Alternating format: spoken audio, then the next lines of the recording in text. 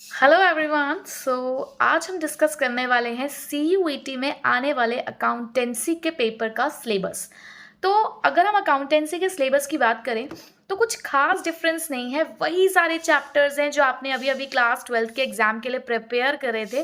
बिल्कुल वही सारे चैप्टर्स आपको यहाँ पे सीयूईटी के लिए भी प्रिपेयर करने हैं। बट हाँ, कुछ चैप्टर्स जो आपके डिलीट हो गए थे या कुछ पोर्शन जो डिलीट हो गया था कुछ कुछ चैप्टर्स का, वो सारे कॉन्सेप्ट्स भी आपको यहाँ पर प्रिपेयर करने हैं। मोर ओवर यहाँ पर हमारे पास एक पूरा एक नया चैप्टर है जो कि आपने क्लास 12th में नहीं पढ़ा है, जिसके बारे में आपने कुछ भी नहीं पढ़ा है, which is accounting for the not for profit organisation. ठीक है, तो ये पहले आपकी यूनिट 1 है जो आपको इसके अंदर कवर अप करनी है। सेकेंड यूनिट है आपकी वही अकाउंटिंग फॉर द पार्टनरशिप, जिसके अंदर आप वो फंडामेंटल्स के बारे में पढ़ोगे। जो हमारा फंडामेंटल वाला चैप्टर था वो आपको यहाँ पे कवर अप करना है। Unit 3 is reconstitution of partnership, जिसके अंदर आप change in profit sharing ratio, goodwill, admission, retirement, death, ये सब आप पढ़ने वाले हैं। उसके अलावा यूनिट 4 है हमारा डिसोल्यूशन ऑफ पार्टनरशिप फर्म। तो यानी कि पूरी पार्टनरशिप जो आपने अभी अभी पढ़ी है वो पूरी पार्टनरशिप आपको दोबारा से एक बार रिकॉल करनी है, राइट। उसके बाद आते हैं हम कंपनी अकाउंट्स के ऊपर।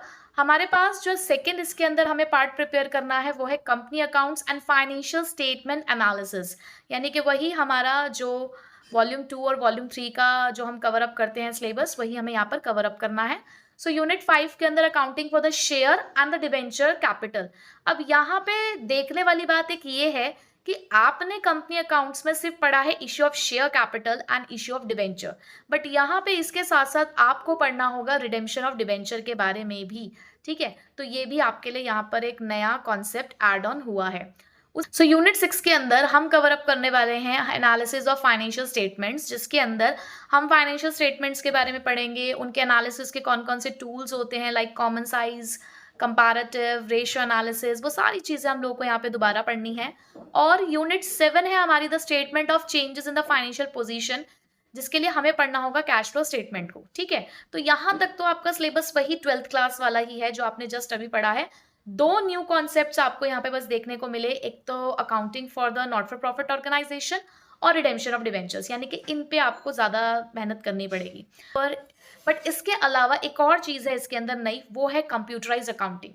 कंप्यूटराइज अकाउंटिंग सिस्टम के अंदर आपको प्रिपेयर करनी होगी फर्दर 4 यूनिट्स, जिसके अंदर आपको यूनिट 1 में कवर करना है कंप्यूटराइज अकाउंटिंग सिस्टम ओवरव्यू, यानी कि आपको पूरा उसके बेसिक्स यहाँ पर आपको पढ़ने होंगे। यूनिट 2 में using a computerise accounting system, यानी कि किस तरीके से अकाउंटिंग सिस्टम्स को यूज किया जाता है, वो सारी चीजें हमें यहाँ पर पढ़नी होगी। Accounting using the database management system, यानी कि डीबीएमएस हमें यहाँ पर पढ़ना है। Accounting applications of electronic spreadsheet, यानी कि यहाँ पर हमें इलेक्ट्रॉनिक स्प्रेडशीट के बारे में पढ़ना होगा। तो ये 4 यूनिट भी आपकी नई है। इसके अंदर से जो क्वेश्चंस आते हैं वो बहुत ज़्यादा नहीं आते हैं, बट हाँ स्टिल आपको प्रिपेयर करना ही है।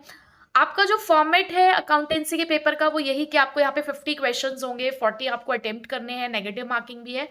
तो ये सब चीज़ें आपको यहाँ पर सीयूईटी के लिए अकाउंटेंसी या बुक कीपिंग जिसने भी ये सिलेक्ट किया है सब्जेक्ट डोमेन के अंदर, उनका ये सिलेबस है। ओके।